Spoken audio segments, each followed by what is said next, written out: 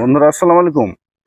কথায় আছে যে গোবরে পোকা চেরাক নিভিয়ে দেয়। এটি আমাদের চাঁপাইনবাবগঞ্জের আঞ্চলিক ভাষা।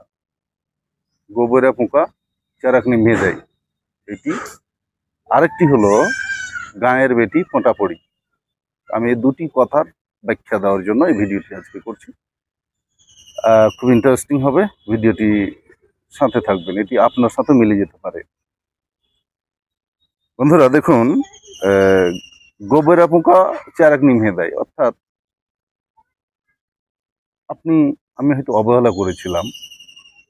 কালো কুৎসিত চেহারার লিকলিকে পাতলা বা পেট ঠাইয়া পুটকি ভুঁইয়া এই টাইপের ছেলে বা মেয়ে, মনে করেছিলাম এ কাজ করে খেতে পারবে না, এই হয়তো অসহায় হয়ে থাকবে, মানুষের দ্বারে দ্বারে ঘুরবে, এমন মনে হয় যে মেধা নেই, এরকম কিছু। কিন্তু উপরওয়ালা যদি চান তাহলে অনেক কিছু হতে পারে। ঠিক তেমনই দেখা গেল ওই ছেলেটি আপনার চোখের দৃষ্টিতে যে অযোগ্য, অবহেলা কিংবা আনফিট মনে হচ্ছিল, সে এমন হতে পারে শিক্ষা দীক্ষায় বা ওই ধরনের কোনো সুযোগ পেয়ে যাওয়ার ফলে দেখা গেল যে এমন এমন কাজ করছে, সে প্রতিষ্ঠিত হয়ে গেল। সে আবার আরো 10টা 50টা 100টা 500 জন লোককে কর্মসংস্থানের জন্য আহ্বান করছে এবং কর্মসংস্থানের ব্যবস্থা করছে। আপনি যাকে একেবারেই অবহেলা, তুচ্ছ মনে করেছিলেন, সেই ছেলেটি এখন প্রাইভেট কার নিয়ে ঘুরে, হ্যাঁ, এবং অসাধ্য সাধন করেছে, অনেক বড় কাজ করে ফেলেছে।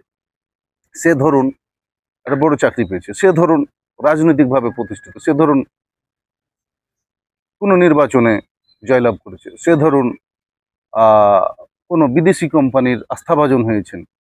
ঠিক আছে, মানে দেশেই আন্তর্জাতিক সংস্থাগুলো আছে, ইন্টারন্যাশনাল যে অর্গানাইজেশনগুলো আছে, ইউএন আছে, তো সেরকম বিশ্ব ব্যাংক আছে, বা পৃথিবীর অন্যান্য রাষ্ট্রে বড় বড় কোম্পানি, বহুজাতিক কোম্পানি আছে, সেগুলোর কোনো গুরুত্বপূর্ণ পোস্টে চলে গিয়েছে। তো তখন যেটি হয় যে গোবরে পোকা চেরাক নিভিয়ে দেওয়া, অর্থাৎ গোবরে পোকা একটি খুব আহ মূল্যহীন এবং খুবই একটি তুচ্ছ জিনিস শব্দে ব্যবহৃত। গোবরে পোকা অর্থাৎ গোবরের ভিতরে পোকা হয়, সে ছোট্ট পোকা, সেটি চেরাক মানে আলো, আগুন নিভিয়ে দিল, এরকম আসলে অর্থটা এটি বোঝাচ্ছে। যে সফলতা আপনি আপনার প্রচেষ্টার ফলে কিন্তু এটি সম্ভব হতে পারে। আর যদি অনেক হিরোর মতো, অনেক অবস্থাশালী ঘরের সন্তান হয়েও যদি আপনি সঠিক প্ল্যান নিয়ে, সঠিক পরিকল্পনা ছাড়া কর্ম না করেন, তাহলে আপনার দ্বারা কিছুই সম্ভব নয়। শুধু বাপ দাদার পরিচয় দিয়ে আপনাকে থাকতে হবে, আপনার দ্বারা কোনো কিছুই করা সম্ভব হবে না। এই জন্য বলা হচ্ছে যে গোবরে পোকায় চেরাক নিভিয়ে দেয়। এটি গেল একটি। আর হচ্ছে গাঁয়ের বেটি ফোঁটা পড়ি, মানে আপনি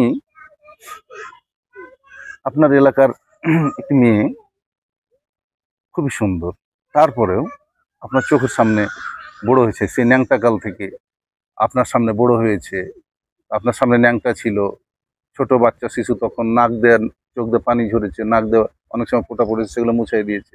কিন্তু এখন সে বড় হয়ে গেছে, আপনার চোখে ওইটি যাচ্ছে না যে ও অমুকের বেটি, বাড়ি ঘর তো ভালো না, তার ফ্যামিলি অত অবস্থাশালী না, মেয়ে এটা তো গায়ের এটা, মানে মানে হচ্ছে যে আহ, আপনার চোখে সে এখনো যোগ্য হয়ে ওঠেনি, আপনার চোখে এখনো সে সুন্দর হয়ে ওঠেনি। সে যত সুন্দরই হোক, আসলে গাঁয়ের যে বেটি, এই জন্য আপনার কাছে খুব একটা সুন্দর মনে হচ্ছে না। বিভিন্ন সময় ময়লা কাপড়, জামা কাপড় দিয়ে সে থেকেছে, হ্যাঁ, সে অনেক সময় ছেঁড়া কাপড় আপনার সামনে এসছে, কাজেই আপনার চোখে সে অতটা সুন্দরী নয়। অথচ অন্য জায়গা থেকে এর চেয়ে কম সুন্দর মেয়েকে নিয়ে আসছেন, যে আপনি দেখতে গিয়েছেন তখন হয়তো সাজুগুজু করেছিল, তাই না, সে আপনার সামনে যেটি প্রেজেন্ট করেছে, ডিসপ্লে করেছে, যে অনেক সুন্দর মেকআপ টেকআপ করে এসছে, কিন্তু সে আরো বেশি ফোটাফুটি। সে দেখা গেলো হাতে পায়ে ব্যথাই সারা বছর থাকে, জ্বর ছাড়ে না, তার মাথা ব্যথা ছাড়ে না। অথচ আসার সময়, আপনার সাথে সাক্ষাতের সময় কিন্তু সে এই দেখা গেল যে আম, খুবই পরিপাটি হয়ে সেজে এসছে, একটা নতুন জামা কাপড় পরে এসছে, তখন কিন্তু আপনার চোখে খুব সুন্দর লেগে গেল। দিব্যি আপনি তাকে সম্বন্ধ করছেন, বিয়ে শাদী করে নিয়ে আসছেন, ঘর করছেন, সন্তানাদি হচ্ছে, হ্যাঁ, সেটি ঠিক আছে, কিন্তু আর আপনার এই গ্রামের এই যে আপনার পোটাপুরি গ্রামের এই যে মেয়েটিকে অন্য কেউ নিয়ে গিয়ে সুন্দর চকচকে করে সাজিয়ে বিভিন্ন ভালো ভালো জায়গায় নিয়ে ঘুরছে, বিভিন্ন বাহিনী হোক বা বিভিন্ন অফিসের বিভিন্ন পর্যায়ে সে ঘুরছে, ভালো আছে। সে ভালো রাখতে পারলো, আপনি পারলেন না, কারণ আপনার গ্রামের বেটি। এই জন্য কথাটি যে গাঁয়ের বেটি পোটাপুরি। তো এই দুটো জিনিস আপনাদের বুঝালাম, কেমন লাগলো অবশ্যই জানাবেন। ধন্যবাদ সবাইকে।